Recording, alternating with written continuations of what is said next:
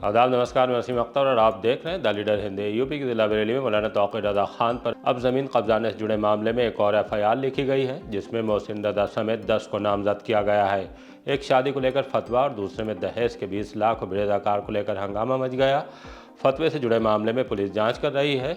20 लाख और बिरेज़ाकार मांगने के इल्ज़ाम में दूल्हे समेत 3 को हिरासत में ले लिया गया है। उनके खिलाफ तहरीर भी थाने पहुंच गई है। लाखों की ठगी पर दुबई में रहने वाली एक महिला का नाम सामने आया है। आंवला से लेकर क्यूलोरिया तक सरेआम मारपीट की घटनाओं से सनसनी फैली है। बारादरी पुलिस ने लाखों की अफीम के साथ 4 तस्करों को गिरफ्तार किया है। कूच बिहार ट्रॉफी के लिए उत्तर प्रदेश की टीम स्टेडियम पहुंच गई है। 4 खास दिनों में शराब के घंटों में इजाफा। खबरें और भी हैं, आइए आपको सभी से रूबरू कराते हैं। शादी में दूसरे मजहब के मेहमानों को बुलाने पर फतवा। भोजीपुरा थाने के इलाके से एक बेहद चौंकाने वाला मामला सामने आया है। मोहम्मदपुर जाटान गांव के रहने वाले ताहिर अली का कहना है कि उनकी बेटी की शादी थी, जिसमें उन्होंने दूसरे मजहब के लोगों को भी दावत दी थी। इससे सुन्नी बरेली मसलक के मानने वाले उलमा खफा हो गए।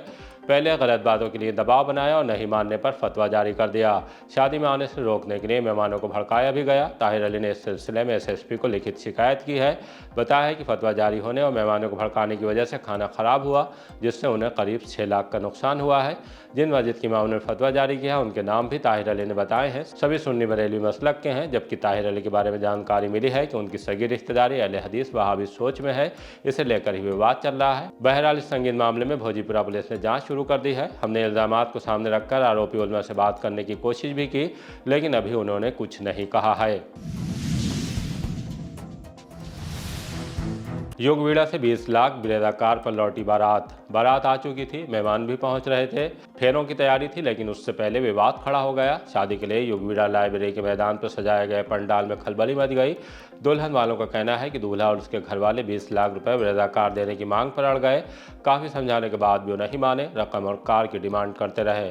तब लड़की वालों ने थाना कैंट में फ़ोन करके पुलिस को बुला लिया। दूल्हे के साथ उसके पिता और जीजा को हिरासत में ले लिया गया। बीएससी पास दुल्हन के पिता एक इंटर कॉलेज में कार्यरत हैं, जबकि उनकी बेटी की शादी एक कारोबारी परिवार में हो रही थी। उन्होंने अपनी बेटी की शादी प्रेमनगर के माधेवाड़ी में रहने वाले ऋषभ से तय की थी। तब होटल में सगाई हुई थी। 3 लाख रुपए खर्च हुए। शादी में सोने के जेवरात के अलावा 5 लाख नकद दिए गए थे। इसके विपरीत 20 लाख रुपए मांगे जा रहे थे। दूल्हे को बिरेज़ाकार चाहिए थी। दुल्हन का कहना है कि जब दूल्हा बग्गी पर बैठकर योगवीड़ा पहुंचे तो नशे की हालत में होने की वजह से सो रहा था। खैर, दूल्हे समेत पुलिस तीनों की हिरासत में लेने के बाद थाने ले गई। कैंट इंस्पेक्टर ने जानकारी करने पर बताया कि तहरीर मिल गई है, मामले में पड़ताल चल रही है, उसके बाद कार्रवाई की जाएगी। मारवाड़ीगंज में नई बस्ती में रिश्ता तय हुआ था। कल जब बारात का इंतज़ार किया जा रहा था, दरवाजे पे लगन तो चढ़ गई थी, दरवाज़ा हो रहा था, तो वहाँ पे दूल्हे ने कैश की डिमांड करी कि 20 लाख रुपए चाहिए और एक कार चाहिए। इससे पहले पापा ने कम से कम 15-20 लाख रुपए खर्च कर दिए थे। जब शादी का रिश्ता लेकर आए थे हमारे यहाँ, तो ये बोल रहे थे कि हमें लड़की सिर्फ एक जोड़े में दे दीजिए। फिर भी मेरे पापा ने अपनी हैसियत से काफ़ी अच्छा किया, सब कुछ किया। उसके बाद उन्होंने, जब मेरे पापा ने बोला कि इतना हम कहाँ से कर पाएंगे, उसके बाद उन्होंने गाली गलौज करना शुरू कर दिया, अगर नहीं करोगे तो बारात हम वापस ले जाएंगे। ये सब सारी चीज़ हुई। उनके जीजा, उनकी दीदी और उनकी दीदी बाहर खड़े होकर गेट के बोल रही थी। मेरे भाई ने भी सुना कि एक बार इसकी शादी हो जाए, ये घर आ जाएगी, फिर इसको बताएंगे कि ये मतलब मैं रो रही थी, मैं बोल रही थी उनके भैया से कि भैया ऐसे कौन करता है, तो बोल रही थी ये घर आ जाएगी तब इसको बताएंगे। तो ये सब चीज़ें हो रही थी वहाँ पे कि हमें गाड़ी चाहिए, दहेज चाहिए, और दहेज दो नहीं तो हम शादी नहीं करेंगे। एक ब्रेजा गाड़ी चाहिए थी और 20 लाख रुपए कैश चाहिए था उन्हें। 20 लाख रुपए अभी तक खर्च हो चुके हैं उनके। इससे पहले भी उन्होंने दहेज वगैरह सब दे चुके हैं। दहेज चला गया है, एसी, फ्रिज, ये सब सारी बेड, फर्नीचर सब बाहर पड़ा हुआ है अभी, और चेन, अंगूठी तो वो सब पता नहीं कहाँ है। कैश भी दिया है उन्हें। मैं योगी जी से बस यही चाहती हूँ, मुख्यमंत्री जी से बस यही चाहती हूँ कि वो मुझे इंसाफ दें ताकि ये दहेज प्रथा को रोका जाए। और अभी जो मेरे पापा को पीड़ित किया गया, मुझे बस वो इंसाफ चाहिए। और वो मुझे लड़का भी बाहर नहीं चाहिए इस समय, मुझे बस वो जेल में चाहिए। बहुत बदनामी हुई है। 500 लोगों का खाना किया मेरे पापा ने। 500 लोग खाना खा के चले गए। 12 बज गए, दूल्हा नहीं आया। 2 बज गए। मेरे भाई आज चक्कर लगा के आए कि बारात कहाँ रह गई, लेकर आए। तो दूल्हा अपनी अवस्था में भी नहीं है, ठीक से बैठा है, सो रहा है, उठ रहा है, और ऊपर से बदतमीजियाँ कर रहे हैं। मेरे पापा को गाली दे रहे हैं, मेरे से बदतमीजी कर रहे हैं, जो बोल रहा है उससे बदतमीजी कर रहे हैं। मैंने नई बस्ती माधोवाड़ी में राम अवतार पुत्र ऋषभ के साथ अपनी पुत्री का रिश्ता तय किया था, और मैं काफ़ी रुपया भी खर्च कर चुका था। उसके पश्चात भी बारात लेके वो आए और दरवाजे के समय में उनके द्वारा 20 लाख रुपए एक डिजायर कार की मांग की गई, जो मेरे द्वारा पूर्ण ना होने के कारण उन्होंने मारपीट की मेरे साथ, एवं मेरे द्वारा पुलिस बुलाने पे पुलिस उन 3 लोगों को यहाँ से मेरे साथ सामने से ले गई, ऋषभ, राम अवतार और उसके बहनोई को, लगभग 2 बजे के बाद। लड़के के पिता का जो है लोहे वोहे का कुछ बिजनेस है। लड़का भी वहीं माधोवाड़ी का रहने वाला है, वो अपने पिता के साथ रहता है। हाँ, नई बस्ती का पिता के साथ ही कुछ काम करता है, अर्बन करता है। सगाई में मैं जो हूँ 1 लाख रुपया नगद और चीज़ें भी दे चुका हूँ, और उसके बाद मैंने उसको सोने की चैन अंगूठी लड़के को दी, उसकी माँ को दी, उसके बाप को दी, क्योंकि मेरे पास कुछ पुश्तैनी सामान रखा था। मेरी एक बेटी है, तो मैं चाहता था कि उसका जीवन खुशी हो। उसके पश्चात भी उसका कार और वो चाहिए, वो सोच रहा पता नहीं कितना पैसा मेरे पास। ऐसा था, हमने मतलब 20 लाख रुपए मतलब खर्च कर चुके थे। फिर उन्होंने कार की डिमांड रखी, तो फिर उसके बाद हम दे नहीं पाए। इसी चक्कर से उन लोगों ने शादी तोड़ी है। रुपए भी मांग रहे थे वो लोग, 20 लाख। बारात आ गई थी, दरवाजा भी हो गया था, जयमाला की तैयारी चल रही थी, दरवाजा कर दिया था हमने। उसके बाद में उन्होंने मतलब नौटंकी दिखाई, तो इसी चक्कर से हमारी शादी वो हो गई कैंसिल।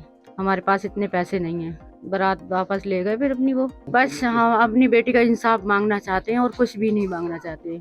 हमारी इंसाफ मिल जाए और हमें सब कुछ मिल जाएगा। मेरी बेटी तड़प तड़प के रो रही है। मौलाना तौक़ीर रज़ा मोहसिन रज़ा पर FIR। फतेहगढ़ सेंट्रल जेल में बंद मौलाना तौक़ीर रज़ा खान पर इज़्ज़तनगर थाने में एक और मुकदमा दर्ज कर लिया गया है। ये मामला ज़मीन पर कब्जे से जुड़ा है, जिसमें मौलाना के साथ मौलाना मन्नानी मियाँ के दामाद मोहसिन रज़ा समेत 10 लोगों को नामजद कराया गया है। FIR में वादिया लाइबा ने कहा है कि उनके वालिद शाकिर बेग बुजुर्ग हैं और बीमार रहते हैं। इसी का फ़ायदा उठाकर ज़मीन अपने नाम कराने के लिए उन्हें जान से मारने की धमकियां दी गई और भी बहुत कुछ किया गया। अत्याचारों से तंग आकर उनके वालिद ने कुछ ऐसा किया कि उन्हें अस्पताल में भर्ती कराना पड़ गया। पुलिस ने मुकदमा दर्ज करने के बाद तफ्तीश शुरू कर दी है। मुकदमा BNS की धारा 318(4), 333, 352, 351, 3, 75 और 71(2) के तहत दर्ज किया गया है। FIR में मोहसिन रज़ा को मौलाना तौक़ीर रज़ा खान का बहनोई बताया है। दुबई की महिला ने खुलवाया खाता, फिर हुई ठगी। शहर में साइबर ठगी के 2 बड़े मामले सामने आए हैं। एक मामला ज़्यादा चौंकाने वाला है क्योंकि इसके तार दुबई से जुड़ रहे हैं। कैसे, आइए आपको बताते हैं। इज़्ज़तनगर थाने के इलाके की ग्रेटर ग्लोब्स कॉलोनी में रहने वाले नीरज शर्मा ने साइबर क्राइम थाने में कंप्लेंट दर्ज कराई है। बताया है कि डिजिटल गोल्ड मेरिकल नाम की वेबसाइट पर उन्होंने पत्नी का खाता खोला था, जिसे दुबई की महिला तनुज चटर्जी ने खुलवाया। इसके बाद ट्रेडिंग में 11,50,000 रुपये लगवा लिए, फिर मोटा मुनाफा दिखाकर टैक्स का बहाना बनाया। इस तरह कुल 29,53,000 रुपये ट्रांसफ़र करा लिए। इतना करने के बाद 4 लाख रुपए और मांगे। इस तरह 31,03,380 रुपये ठग लिए गए हैं। साइबर ठगों ने टेलीग्राम पर संपर्क कर रकम वापस दिलाने की झांसे में लेकर 1,63,593 रुपये की फिर ठगी कर ली। ऐसे ही प्रेमनगर इलाके में सूद धर्म काटा के पास रहने वाले डॉक्टर अनिल अग्रवाल से शेयर खरीद फरोख्त के नाम पर साइबर ठगों ने संपर्क साधा। वो ठगों की बातों में आ गए। जब तक समझ पाते 45,53,036 रुपये गंवा चुके थे। छात्र पर बीच सड़क बेल्ट बरसाने से खलबली। थाना आंवला के मोहल्लागंज में एक छात्र को रोककर उसे बुरी तरह पीटा गया। इससे भीड़ इकट्ठा हो गई। उसके बावजूद उस पर बेल्ट और थप्पड़ बरसाए जाते रहे।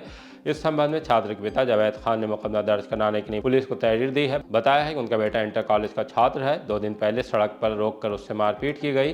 पुलिस ने शिकायत मिलने के बाद मामले की जाँच शुरू कर दी है। इस बीच मारपीट का एक वीडियो भी वायरल हो रहा है। 60 लाख की अफीम के साथ 4 तस्कर गिरफ्तार। थाना बारादरी पुलिस ने होटल द आर्च इन के पास से खाली जगह से एक युवक और दूसरे अधेड़ को संदिग्ध परिस्थितियों में पाकर उन्हें दबोच लिया। तलाशी लेने पर उनसे 950 ग्राम अफीम बरामद हुई, जिसकी कीमत अंतर्राष्ट्रीय बाजार में 22 लाख रुपए बताई जा रही है। दोनों को थाने लाकर पूछताछ की तो एक ने अपना नाम मुनीश कुमार उर्फ पुष्पेंद्र और दूसरे ने मेहरबान बताया। दोनों थाना अलीगंज के गाँव कुंडरिया के फैजुल्लापुर के रहने वाले हैं। उनसे एक स्प्लेंडर मोटरसाइकिल भी बरामद हुई है। इसी तरह महिपाल और देवपाल को FCI गोदाम रोहेलखंड के पास से पकड़कर उनसे 1 किलो 526 ग्राम अफीम, बाइक और 2 मोबाइल बरामद किए हैं। पकड़ी गई अफीम 38 लाख की है। चारों के खिलाफ मुकदमा दर्ज करने के बाद जेल भेजने की तैयारी है। बहड़ी पुलिस ने रामलीला मैदान से अब्बास नगर के रहने वाले मोहम्मद तस्लीम को गिरफ्तार करके उससे 56 ग्राम स्मैक बरामद की है। हाफिजगंज थाने की पुलिस ने सैंतल से करबला जाने वाले रास्ते से चिराग नगर के रहने वाले असलम को गिरफ्तार किया है। पुलिस ने बताया कि उससे 315 बोर का तमंचा और कारतूस बरामद हुए हैं। शीशगढ़ पुलिस ने रिश्तेदारी में टांडा छंगा आई नाबालिग लड़की को भगाकर ले जाने का आरोपी युवक इरफान को गिरफ्तार कर लिया है। वो हाथरस के गांव शैनी थाना सादाबाद का रहने वाला है। उसके खिलाफ पाक्सो एक्ट के तहत मुकदमा गुजरे माह की 15 नवंबर को ही दर्ज कर लिया गया था। फौजदारी के बीच पुलिस का वीडियो वायरल। थाना केवड़िया गांव भतपुरा में दीवार को लेकर दो पक्ष भिड़ गए। फोन पर सूचना मिलने के बाद डायल 112 पर तैनात पुलिसकर्मी भी पहुंच गए। उनके सामने भी घमासान चलता रहा। इसे लेकर यशोदा देवी पत्नी राम गोपाल का कहना है कि पड़ोसियों से उनका जमीन को लेकर विवाद है। आरोपी मकान के सामने दीवार खड़ी करने लगे। विरोध करने पर पथराव कर दिया। पुलिसकर्मियों ने पहुंचकर हमारे पक्ष के ही लोगों को पीटा। इसका एक वीडियो भी बना लिया गया जो वायरल हो रहा है। पुलिस का कहना है गाँव से 2 लोगों को पकड़ा गया था जिनका शांति भंग में चालान कर दिया गया है।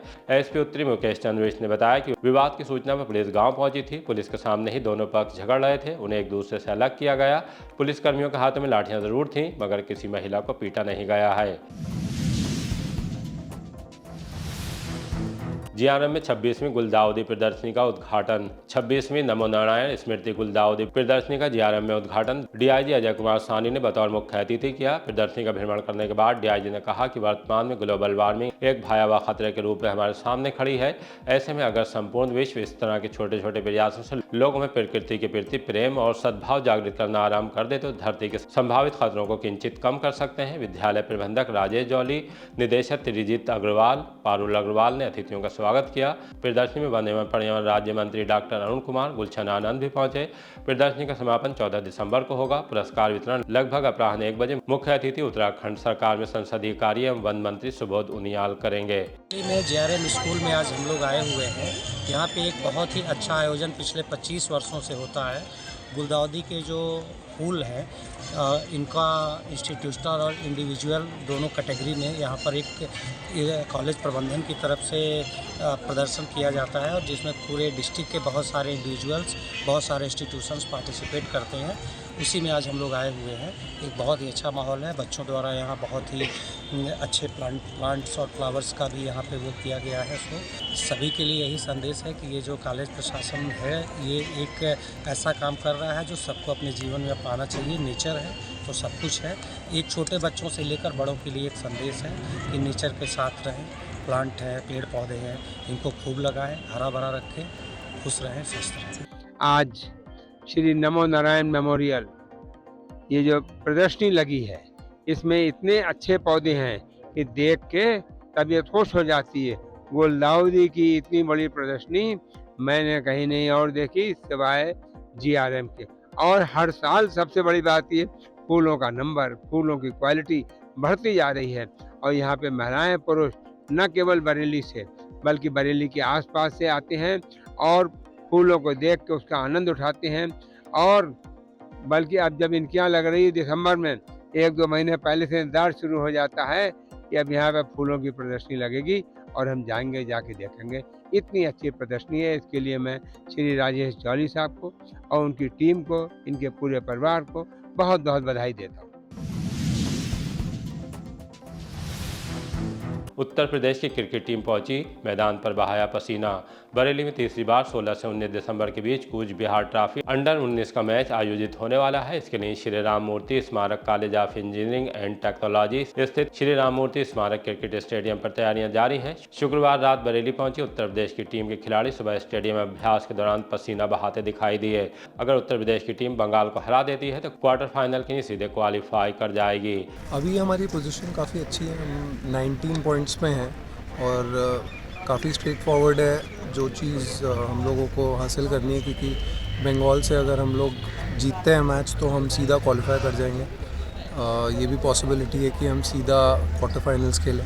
तो हमारा तो पूरा ध्यान इसी पे है कि हम ये मैच जीतें और चीज़ें हम सोच नहीं रहे, क्योंकि सबसे अच्छी चीज़ ये है कि ये मैच हमारे जो चीज़ हमारे कंट्रोल में है वो चीज़ हम लोग देख सकते हैं। हमारे कंट्रोल में ये है कि हम लोग को ये मैच जीतना है। तो सिंपल सा इक्वेशन है। हमारा बंगाल से होने वाला है, उसको लेके ये प्रिपरेशन थी कि जिन चीज़ों पे हम काम कर सकते थे आज हमारे पास काफ़ी अच्छा सेशन रहा है, तो उस चीज़ों पे हम लोगों ने काम किया। ग्राउंड काफ़ी अच्छा है, काफ़ी अच्छे विकेट्स हैं यहाँ की और फैसिलिटी काफ़ी अच्छी है बरेली की। तो अभी हम लोगों का ध्यान सिर्फ मैच के ऊपर है। तो डेफिनेटली हम इस समय वही प्लान आउट कर रहे हैं कि अच्छे से अच्छे हमारे प्रैक्टिस सेशन हो और उसके बाद हम अपने मैच में अच्छे से एग्जीक्यूट कर सकें अपने प्लान को। कल का जो भी अभी ऑफिशियल प्रैक्टिस जो भी हमारी रहेंगी उसमें हम अभी प्लान आउट करेंगे। रात को जो हमारी टीम मीटिंग्स है उसके बाद ही हम लोग डिसाइड करेंगे कि कल हमारा किस तरीके से सेशन होने वाला है। 4 खास दिनों में शराब के घंटों में इजाफा। नया साल दस्तक दे रहा है। उससे पहले क्रिसमस यानी बड़ा दिन है और फिर साल 2025 रुखसत होने की घड़ी आएगी। 4 खास दिन आएंगे, 24, 25 और 30, 31 दिसंबर। इन 4 दिनों पर शराब पीने वालों को 1 घंटा बढ़ती मिलेगा, यानी रात 10 बजे बंद हो जाने वाली शराब की दुकानें रात 11 बजे तक खुली रहेंगी। उसके लिए आबकारी आयुक्त डॉक्टर आदर्श सिंह ने सभी डीएम के लिए आदेश जारी कर दिया है। हालांकि इसके पीछे की वजह तो साफ नहीं की गई है, लेकिन जाहिर है कि देर तक दुकानें खुलने से शराब की बिक्री ज़्यादा होगी। विशेष पर्व पर पीने वालों के लिए सुविधा भी रहेगी। इसी तरह की ताज़ा अपडेट जानने के लिए देखते रहिए द लीडर हिंदी। विदा लेने से पहले हमारे आपसे गुजारिश है कि हमारी रिपोर्टिंग पसंद आ रही है तो खबरों को शेयर कीजिए और हमारे चैनल को सब्सक्राइब करके हमारा हौसला ज़रूर बढ़ाइए।